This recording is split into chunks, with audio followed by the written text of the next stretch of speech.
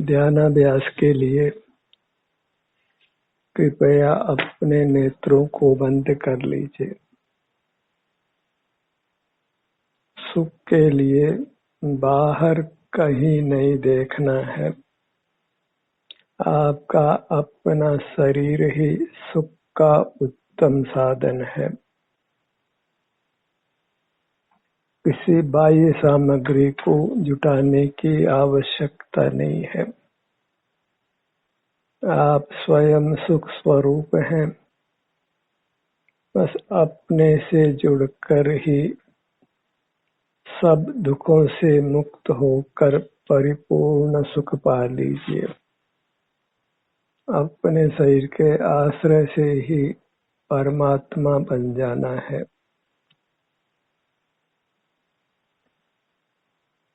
आभ्यंतर शरीर आपका है जो आपको अनुभव में आता है, क्योंकि यह सुख स्वभावी है, केवल सुख का बना हुआ है।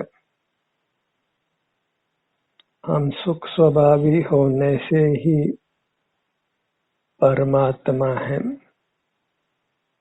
अपना आभ्यंतर अमूर्त शरीर ही अपना परमात्मा है। उसी की आराधना करना है और वह आराधना इसके अनुभव करने रूप है। मोक्ष किसी पर के आश्रय से नहीं है, आपके अपने आभ्यंतर अमूर्त शरीर के आश्रित है। स्वयं अपने ही आश्रित है। आपका आभ्यंतर शरीर ही अनुपम है, अद्भुत है।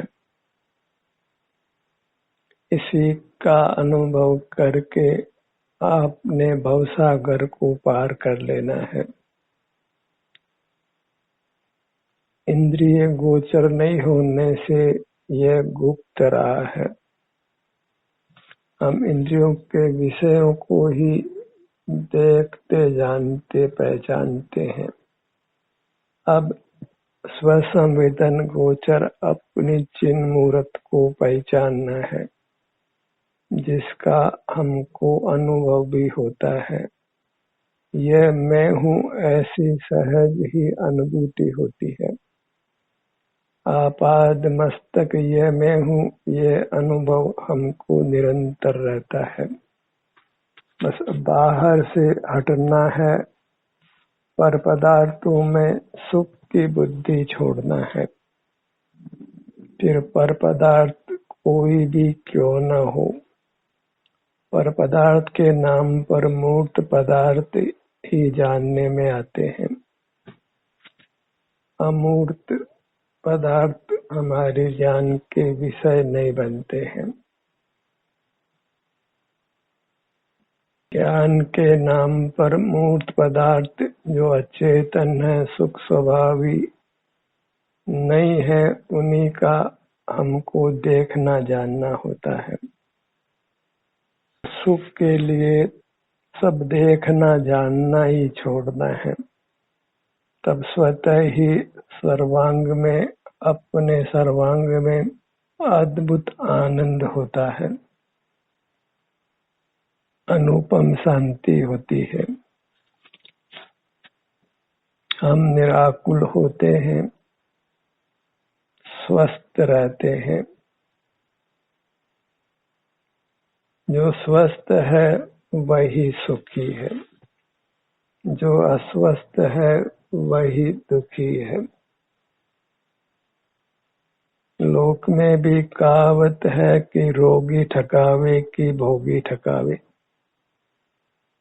भोग से रोग है और रोग से शोक है। और इंद्रिय ज्ञान प्रसिद्ध ही काम भोग रूप है। और इंद्रिय ज्ञान के अलावा दूसरा ज्ञान होता नहीं है। ज्ञान की इतनी उपयोगिता है कि हम ये समझ लें कि हमारा अपना आभ्यंतर अमूर्त शरीर है, जो सुख स्वभावी है, जो अपना स्वरूप है, जो परमात्मा रूप है, उससे युक्त रहकर हम शाश्वत उत्तम सुख को पा सकते हैं। और इस समझ के पश्चात फिर अपनी मूर्त का सुख भोगते हुए रहना है, फिर परमात्मा होकर ही रहना है, संसार दशा को समाप्त कर देना है, जन्म मरण के चक्र से अपने आप को मुक्त कर लेना है।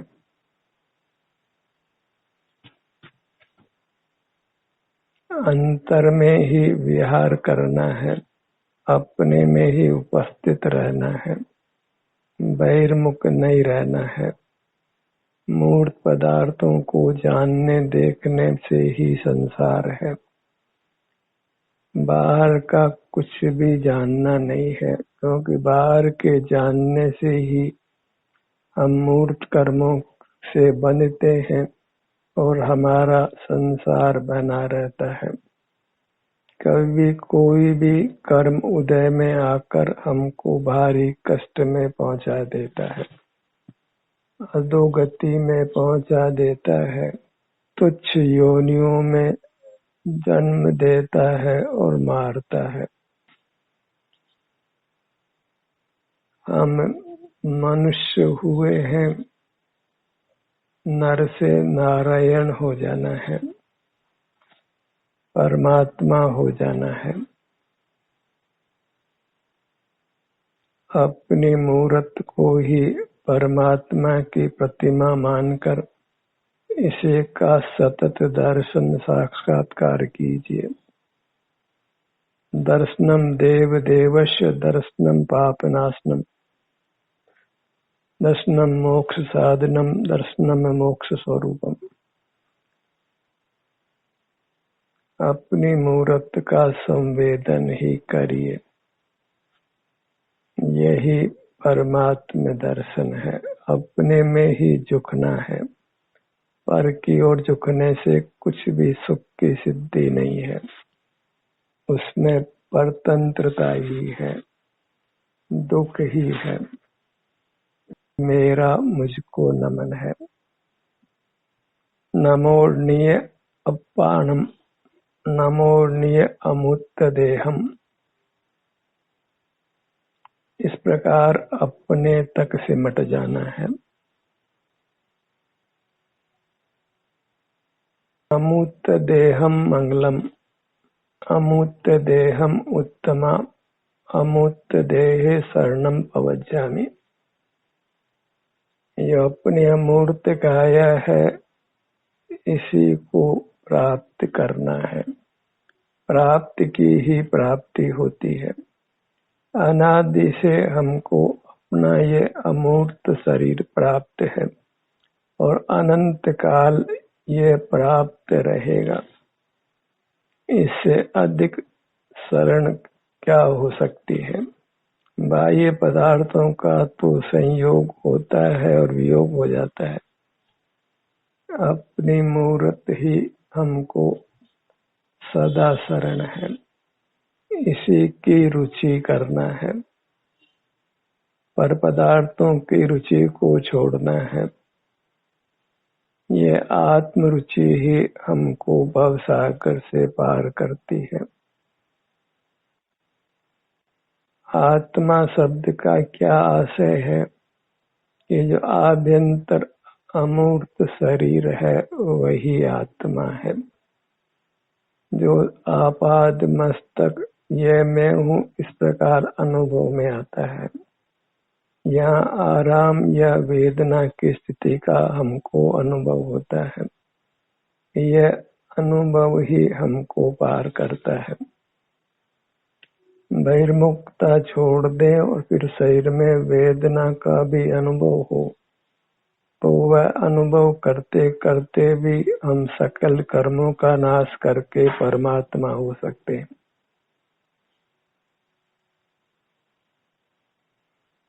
यह संभव है कि मूर्त कर्मों के नाश से पूर्व शरीर में वेदना का भी अनुभव हो, भले वह अति सूक्ष्म हो, तो वेदना से नहीं घबराना है।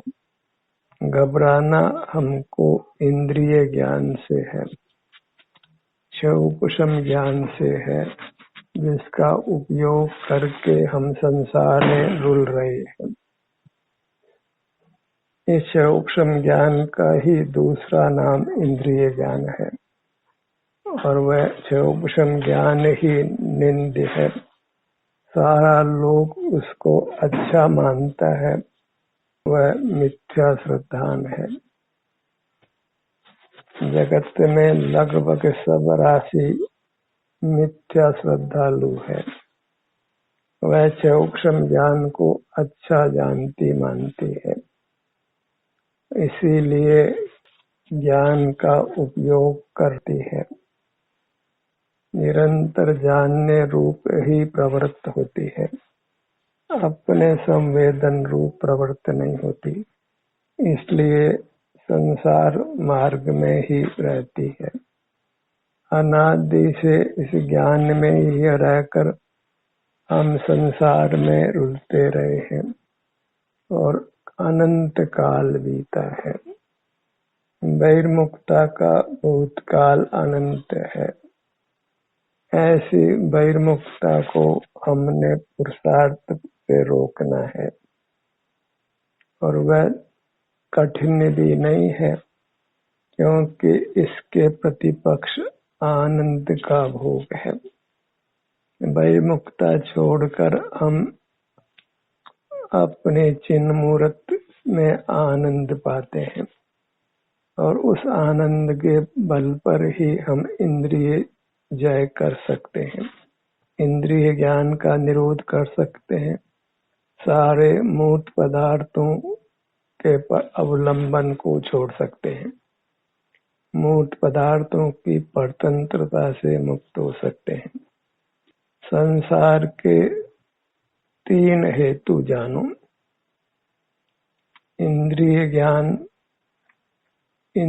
ज्ञान का हेतु इंद्रियां और क्षयोपशम ज्ञान, और इंद्रिय ज्ञान के विषय मूर्त पदार्थ। इन सब को एक इंद्रिय संज्ञा है। इन 3 प्रकार की इंद्रियों पर जय पाना है और जिनेंद्र परमात्मा हो जाना है।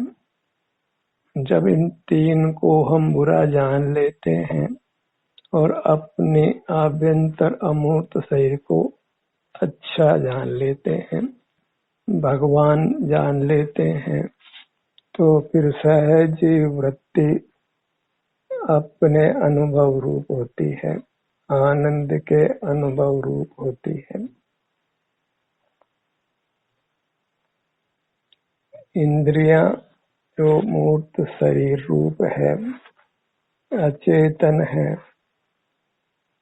बाह्य इंद्रियों के विषय वे भी मूर्त है, अचेतन है, और मूर्त ज्ञान आवरण कर्म का क्षयोपशम है, वह भी मूर्त है। मूर्त पदार्थों का जानना देखना वह विभाव चेतन रूप है, भावेंद्रिय है। इस प्रकार इन तीनों प्रकार की इंद्रियों पर विजय पाना है, जिनेंद्र हो जाना है।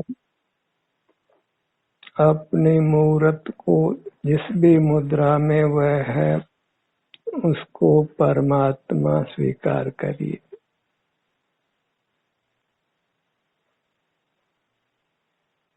परमात्मा के रूप में अपनी श्रद्धा करिए। कर्म ने जो हमको मनुष्य पर्याय दी है, उसको अपना रूप नहीं मानना है। कर्म के निमित्त से होने से उसको कर्म की ही मानो। जब हम इंद्रिय जय करते हैं और अपनी मूर्त का सुख भोगते हैं, तब फिर हम परमार्थ से भगवान है, मनुष्य नहीं है। मनुष्य आयु पाकर भी अपने को भगवान रूप देखो, अंतर में रहकर अपने को परमात्मा रूप अनुभव करो। सर्वांग में सुख शांति को भोगो, निराकुलता को भोगो। जो अद्वितीय है बहिर्मुखता में बिल्कुल भी प्राप्त नहीं हो सकती है। भले कितना ही ज्ञान का उगाड़ हो, कितना ही शरीर में बल हो और कितने ही भोग सामग्री हो, इन सब के होने पर भी आप अपने उत्तम सुख का अंश भी नहीं पा सकते हैं, अपितु वह उससे विरुद्ध है। बाहर रहने पर जो भी सुख है उसको दुख ही जानो। वह केवल कदाचित दुख की तात्कालिक निवृत्ति रूप होने से सुख लगता हो। भूख लगी हो तो भोजन से भूख का दुख मिटता है, एक तात्कालिक उपाय होता है। अग्नि में घी डालने के समान अग्नि बुझती दिखाई देती हो पर उससे कहीं अधिक प्रज्वलित हो जाती है। तो क्षुधा की पूर्ति भोजन से करते हैं तो हमको आराम लगता है, लेकिन वह क्षुधा फिर मुंह फाड़ कर खड़ी हो जाती है। ऐसे दुखों से निवृत्ति मूर्त पदार्थों के आश्रय से कदापि होना संभव नहीं है। भले ही सारे जगत का वैभव पा लीजिए, ज्ञान का कितना ही उगाड़ पा लीजिए, शरीर में कितना ही बल पा लीजिए, आपको सुख का लेश भी मिलने वाला नहीं है। बस दुख से जूझ कर कुछ सुख पाकर फिर दुख में आ पड़ना है। ऐसे दुखों की बहुतायत है और दुख की निवृत्ति रूप सुख क्षण मात्र जैसा है। खुजली को खुजाने का सुख क्षण मात्र का है और फिर बाद में खुजली और ही बढ़ जाती है। तभी कहते हैं कि जितना खाओ उतनी भूख है, जितना खाओ उतनी भूख की पीड़ा बढ़ जाती है। जितना विषय सुख लोगे उतना ही दुख बढ़ने वाला है। ऐसे विषय सुख के भ्रम में नहीं रहना है, विषयों के ज्ञान के भ्रम में नहीं रहना है और अपना सुख ज्ञान के अधीन नहीं है। कदाचित कहा जाता है वह केवल एक समझ होने के रूप में, पर अनुभव के संबंध में तो वहाँ फिर समझ का विकल्प भी नहीं है। और कोई समझाए हम समझ जाएं ऐसी बात भी बिल्कुल नहीं है। जब कोई समझाता है कि सुख आपका ही स्वरूप है, सिर से पैरों तक इतना ही सुख है, बाहर की दृष्टि हटाइए और हमको इतना भीतर से विवेक जागृत हो कि उस बात का हम प्रयोग करके देखें। वृत्ति अंतर में ढले तो फिर भीतर से सम्यक ज्ञान पैदा होता है। बहुत तेरे जीवों को तो यह मार्ग समझने के लिए कहा जाए तो वे सुनने को भी तैयार नहीं होते हैं। अंतर में अपने सन्मुख होना तो दूर रहो। मोक्ष मार्ग इतना ही है कि वृत्ति को अपने चिन्ह मुहूर्त के सन्मुख करें। मोक्ष मार्ग सांभलो रे करी वृत्ति आत्म सन्मुख। आत्म सन्मुख अर्थात अपने आभ्यंतर अमूर्त शरीर के सन्मुख। केवल आत्मा कहने से बात बनने वाली नहीं है। वह आत्मा क्या, अपना जो आभ्यंतर अमूर्त शरीर है, जो मूर्त शरीर के बराबर है, वही आत्मा है। उसका दर्शन अर्थात संवेदन वही आत्म दर्शन या आत्म साक्षात्कार है, वही देव दर्शन है।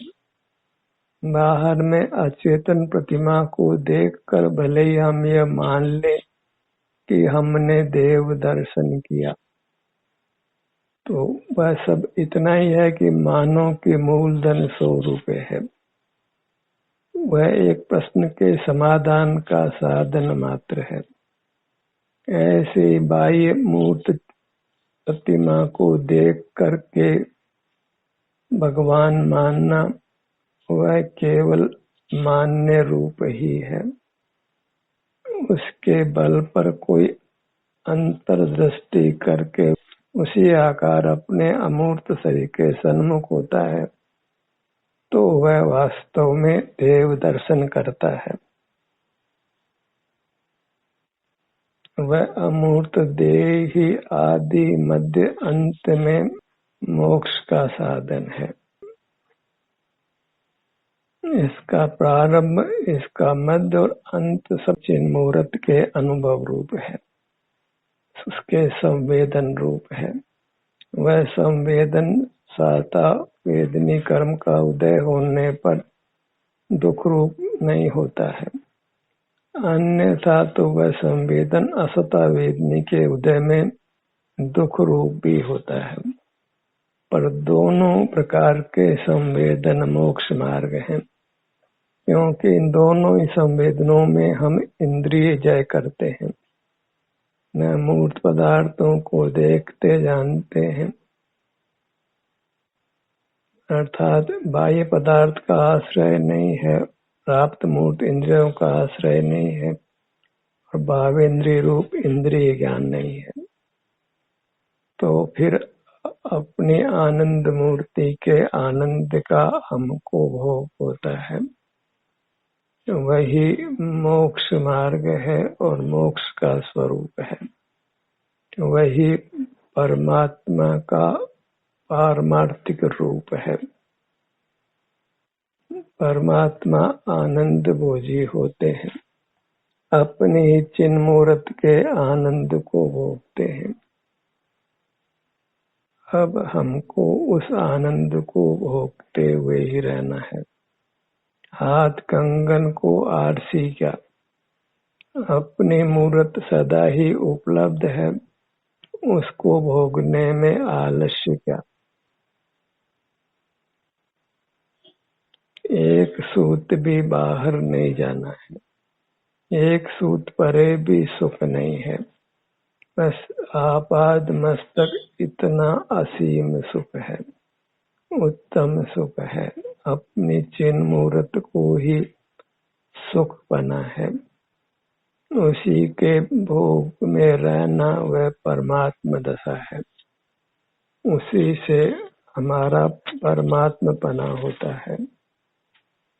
वही जीव का ऐश्वर्य है, प्रभुत्व है, भगवत्ता है।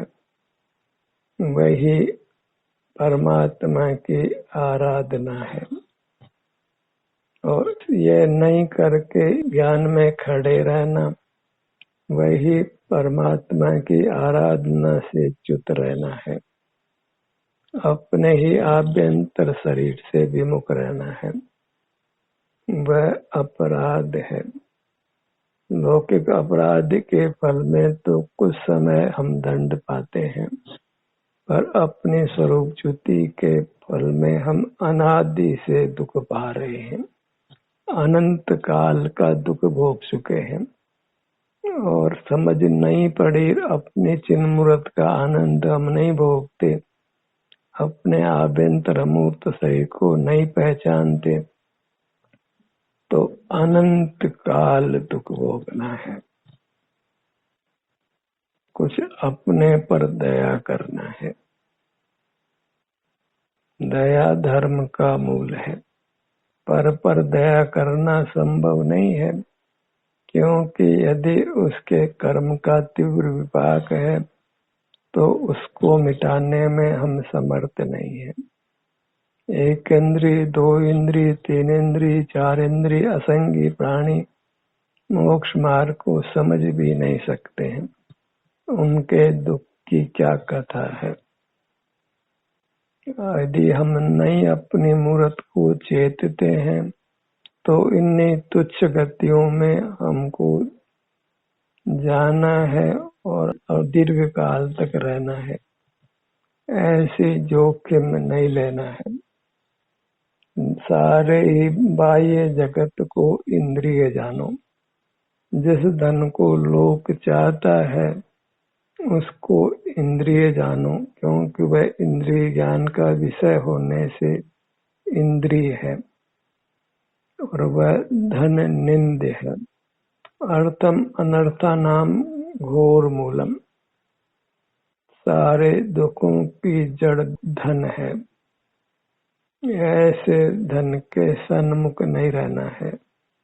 अपने चिदतन के सन्मुख रहकर सुख से रहना है। पिंडस्थ धर्म ध्यान को अंगीकार करिए। अपने चित्त पिंड में स्थित रहिए।